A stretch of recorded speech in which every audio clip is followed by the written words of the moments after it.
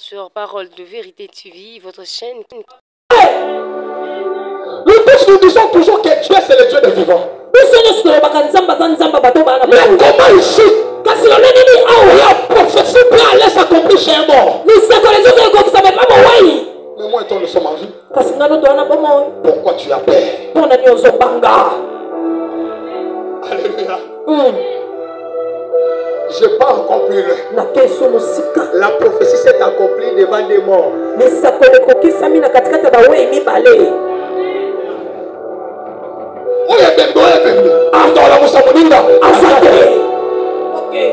le sacolement de mettre mes pères, ah, et même on a des différents. Ok. Ah, ça me demande comment on a fait. Yes. Oh, Zambé, attends, Baba, oui. Maintenant, c'est qu'on a des bébés. C'est par là que je comprends. Tu es resté Dieu. Amen. Il y a un chanteur qui a dit entre moi et Dieu, ce n'est question que de confiance. Amen. Donc entre moi et Dieu, ce n'est question que de confiance. Il dit quoi? Si il m'avait promis quelque chose, je vais l'attendre aujourd'hui. Si aujourd'hui je le vois, je l'attendrai demain. Si demain je le vois, je l'attendrai le lendemain. Si le lendemain je ne vois rien, même si la mort arrive, je ne crains rien. Parce que je sais même mes enfants. Je sais même mes enfants. Il faut la prophétie que Dieu m'avait dit. Tu sais que il est père. Il n'était pas devenu président dans ce pays. Même son fils est devenu président. Est-ce que même la nature ne vous enseigne pas? Est-ce qu'il y a quelqu'un qui comprend cette parole? Ma fallait. Le tombeau est vide. De l'autre côté, Jésus était déjà enterré. On a déjà pris cette terre. Parce que pour aller enterrer, ils ont mis l'autre camp avancé. Les gens ont eu la paix. Mais à côté de Dieu, ce n'était pas ça la paix. C'était le Dieu des circonstances. Il y a le maître de temps. Il y a les circonstances. Si dans le temps, il ne fait rien, il y aura les circonstances. Le temps de gens me passe. Je créerai les circonstances. Le temps c'est pour les hommes. Mais les circonstances c'est le temps de Dieu. J'ai dit ceci. Écris ça. Le temps c'est pour les hommes. Mais les circonstances c'est le temps de Dieu. On a pris Joseph. Un homme qu'on devait tuer. Alléluia. On l'a chopé dans un cyber. La mort ne l'a pas trouvé. Mais ils ont dit bon, qu'est-ce qu'on peut faire? Comme dans les temps, le monde n'a pas pris de terre. Dans les circonstances, Dieu a envoyé les maléfiques.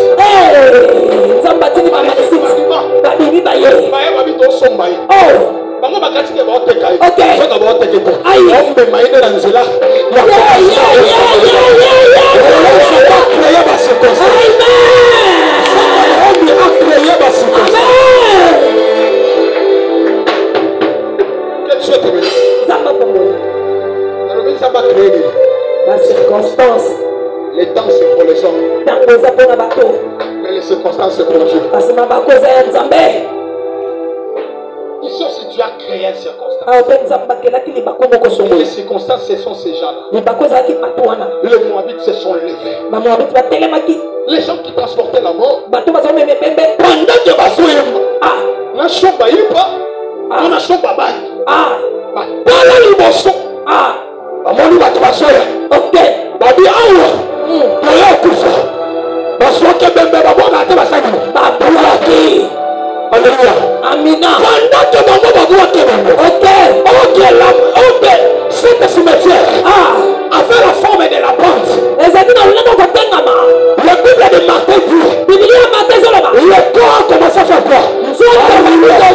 Comme s'est retrouvé dans sa vallée. J'ai pris au nom de Jésus. Ce matin, tu vas te retrouver dans ta vallée. Ce matin, tu vas te retrouver dans ta vallée. Si tu travaillais, tu ne voyais rien. Si tu travaillais, tu ne bénéficiais de rien. Tu te voyais que je n'avais plus d'argent fallait. Je ne sais plus si ce matin, si m'a évolué. Je ne sais plus si je l'entends cette école. Je ne sais plus. Si encore, je vais voyager. Je vais dans la nouvelle. Je vais dans la valeur. Je vais dans la valeur prophétique. Je vais dans la valeur prophétique. La première dimension, c'est le corps de l'humain. Prophétique. La première dimension, c'est le corps de la Bible dit, dans sa vallée, il croyait que c'était la mort. Mais le jour-là, le Dieu de l'esprit de prophète, avec le corps de cette mort, ça roulait.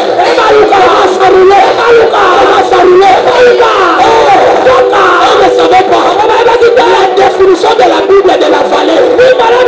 On a compris le jour. On a défini la vallée.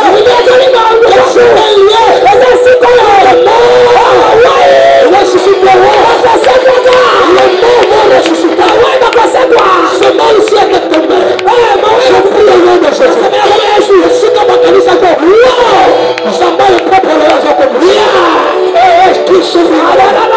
je monte encore. Je monte encore. Et si tu m'as battu au combattre, Zamba m'a oublié sur la taille. Zamba m'a oublié sur la taille. Ensuite, positionner le Rasata. Alléluia. Le gars commence à rouler. La déroche ce matin. Une femme qui commence à rouler. Je vois un homme qui commence à rouler. Une femme qui commence à rouler. La course au milieu de la mort. Je vois une femme qui commence à rouler. Ce matin, tu vas rouler. Tu vas rouler. Je prends. Je te vois rouler. Tu es en train de rouler. Tu crois que de prendre ça. Pendant que tu es en train de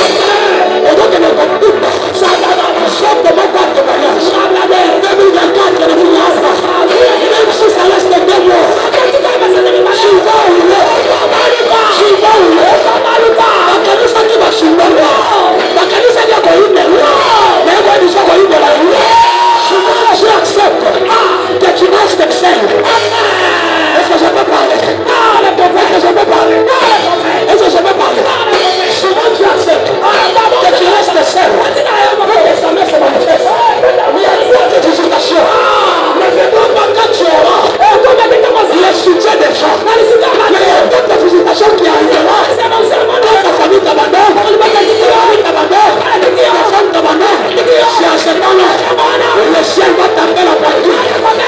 Le ciel du roi. C'est le temps que je libère le malade. Je lève avec toi. Je te connais de malade. Je te connais de ce malade. J'ai une bonne nouvelle. Ce matin, je m'en vais pour te dire. Voilà. Tu vas bénéficier de la race. Accepte que les gens vont bien dans le accepte que les gens qui vont bien dans le prendre. Marie de Magdala. Un jour à croiser Jésus. Alléluia. rencontrer Jésus. Jésus qui était Dieu. Mais Marie a compris. Avant que les gens, Marie a compris. Qu'il arrivera un jour. Que Jésus restera seul. Alléluia. Personne ne sera là pour embaumer Jésus. Marie prit les parfums. Elle vient verser ça chez Jésus. Alléluia. Elle a versé ça chez Jésus. Marie a précédé le temps.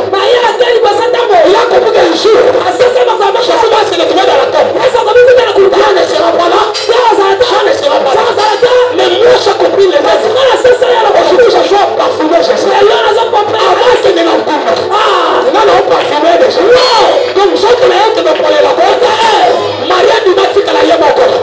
Mais écoutez ce qui se passe. Après des années, Jésus aussi avait compris que dans la famille de Marie, il y avait un problème. La sœur de l'Évangile. Jésus s'est souvenu. Il a tiré une malade. Il a volé que le collaboration.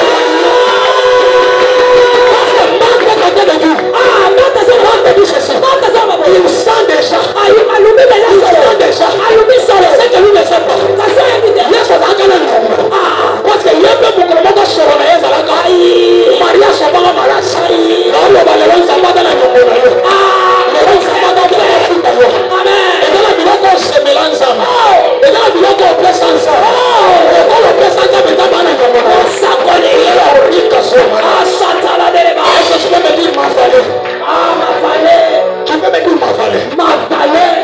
Jésus a compris, j'ai l'air dette. Nazana dette à famille.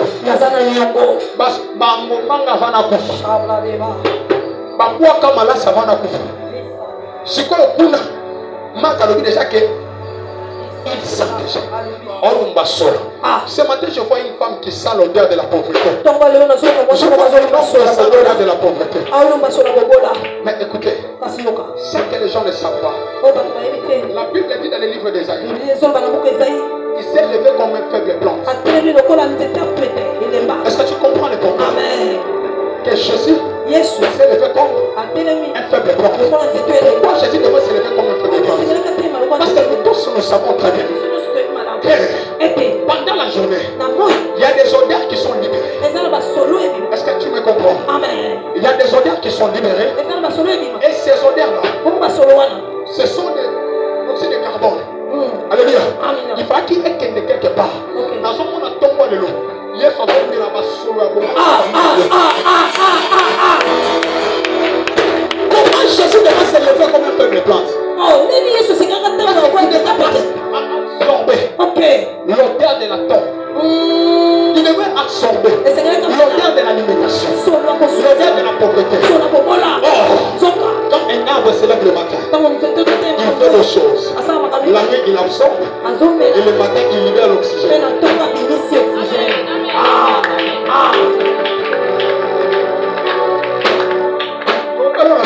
Amen. Au revoir, elles ont pas acclamé mon Dieu. Le ban est mal valé. Le ban est mal valé. La vallée, c'est un endroit où tout devient compliqué. Mais je vous ai dit la première vérité. La vallée vient tester quoi? La mort. Que Dieu te bénisse. Que Dieu te bénisse. Les trois dimensions de la mort qui sont attestées au niveau de la vallée. Les trois dimensions de la mort qui sont attestées au niveau de la vallée. Les trois dimensions de la mort qui sont attestées au niveau de la vallée. Les trois dimensions de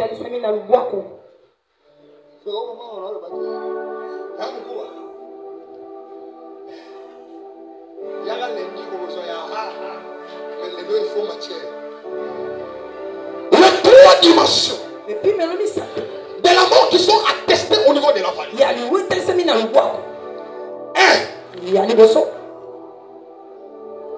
Le lit est vide.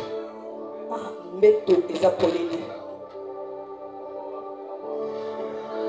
trois dimensions de la mort qui sont attestées au niveau de la vallée. La première, le lit est vide. Mbeto eza polele. Je dis que la vallée, c'est l'endroit qu'on atteste la mort. Nalobi luboko eza siko batesa kanisa. C'est l'endroit qu'on vient confirmer. Et siko bazondimisa. Et na yezo beba. Et si wana. Mais ça peut sika oyo, dans ce encore bate. Ah to kanisa ka suki. OK. Parce que pendant que ce corps est tombé, ce corps a commencé à rouler. Comme il y avait la vallée, il s'est laissé accrocher avec le corps de qui? Élisée qui était déjà mort. La Bible dit directement le corps ressuscita. Lui s'avalait. Lui a ramené la vie. Et toi, si je suis venu te dire, la vallée que tu es en train de traverser, cette vallée ne te tuera pas. Mais cette vallée ne te tuera pas. Et cette vallée va tester. Que tu as de promesses. Tu as des choses.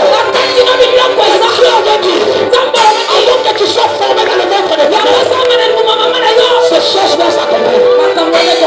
Si ces morts étaient ressuscités, pourquoi pas toi? Un miracle peut s'opérer.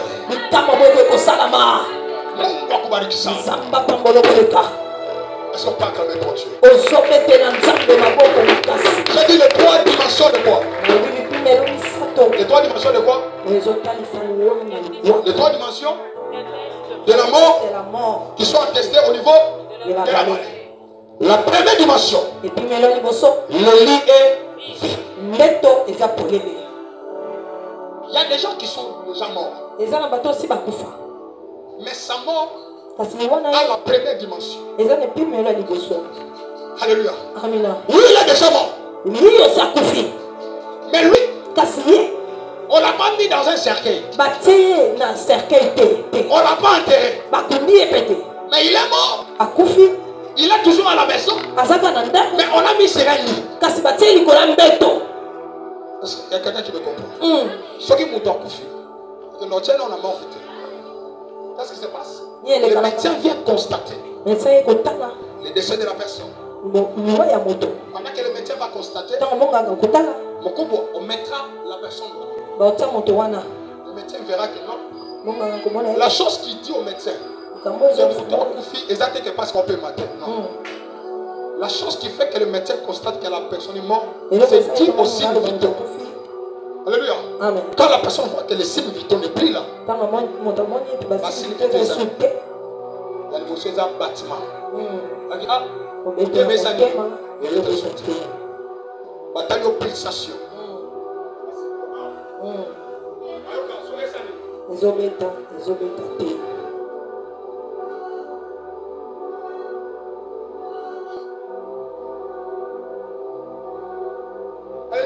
Amen. Donc tous les quatre signes vitaux ne fonctionnent plus. Même tous les 5. Directement, le médecin va chercher à faire une réforme. Alléluia. Vous voyez que son Moutankoufi, en réalité, dans les 7 premières minutes, Moutankoufi en a mis. Ni ne le savent pas. Nous autres, on est les abonnés. Nous autres, on constate que Awa est comme une. Comment compliqué. Organe principal en Zoto, les Amoutem. Ok. Moutem a été tapé sa maquina en Zoto. Qu'est-ce que le cœur va faire? Moutem a bloqué ma kilo etikali. Ok. Abilo ko ma kilo etikali Moutem a panzango partout. Exact. Nana garda ngonga moko na bana. Na mi pembera na ndam. Tango bloqué yango. Directement à côté de souffrance de niveau cerveau. Ok. Parce que le cerveau a peine makana nzela. Peine ma web. Et où t'as makila? Tant que tu as souhaité, le cerveau a un choc.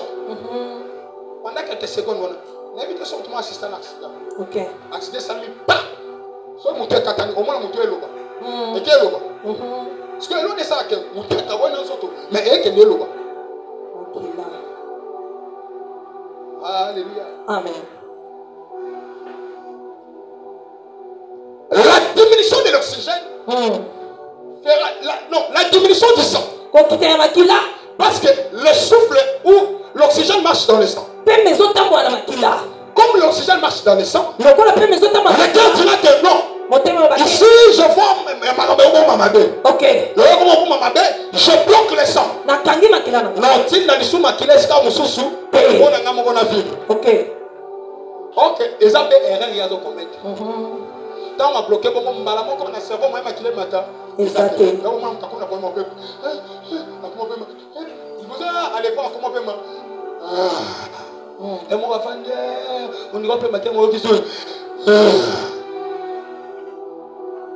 Sauf ta place nous qu'on aime là pour faire qu'on comprenne. Tant ça va. Bien on va faire bon. Assistez. Alléluia. Amen. Nga ba betanga mbata bomwe. Muta okufanga bandolela na stage.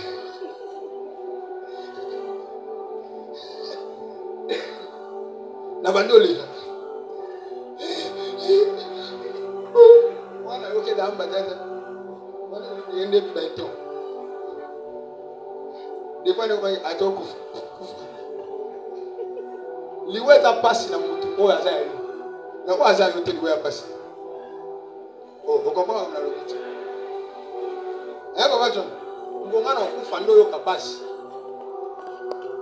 mezo ya ngate totala ngoka imawe akiye babeka nga bafle mukubwa yo kango ndike kaki papa na zala patient na biso liboso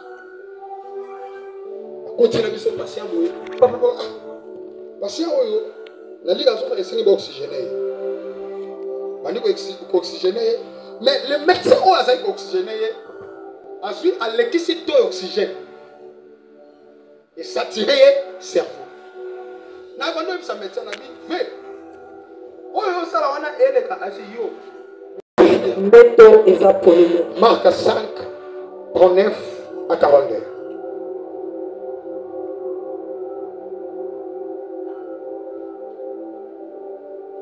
Sois rapide de cette personne. Naomi Asuka. Marc 5 39 à 42. Marc 5 39 à 42. Dans la spiritualité, Na molimo. eza na bato misusu oyo akufa na molimo mais liwa na ye ezala testé na première dimension eza nini aza likolo nini Ya mbeto. okoyeba ngo nde nini ya yo liwa okufa mais makambo eza na mbeto obanda kope wonde likolo moko osati malili moko yekao dodo Elali. dossier moko mobika oyo epesa Ok. mais après ntango monika dossier wana Elali. elali quand tu vois ça Tango moni yango. tu es dans la première dimension de la vallée. Oza ne pimelo liboso ya luboko. Cet enfant est là. Mwana wana zakiwa. Oui, elle était morte. Ya kufaki. Mais elle n'avait pas quitté le lit. Kasalomo kina mbeto te. Elle était sur le lit. Azali kwa mbeto. Alléluia. Amina. Quand on a mis ta vie sur le lit, Tango batemo moni kwa mbeto. tu vivras la longueur dans tout ce que tu feras. Okobika kilo na nyoso kosala. Beaucoup de gens Ebela bato.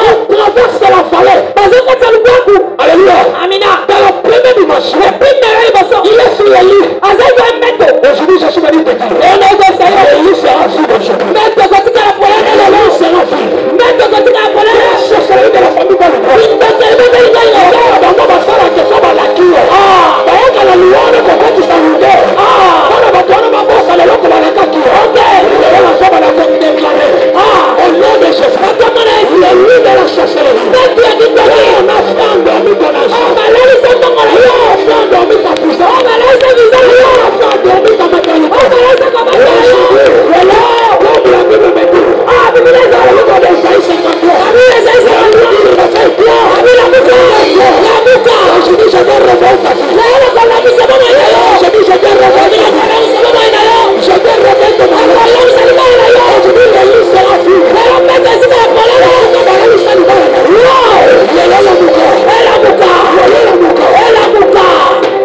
Yes.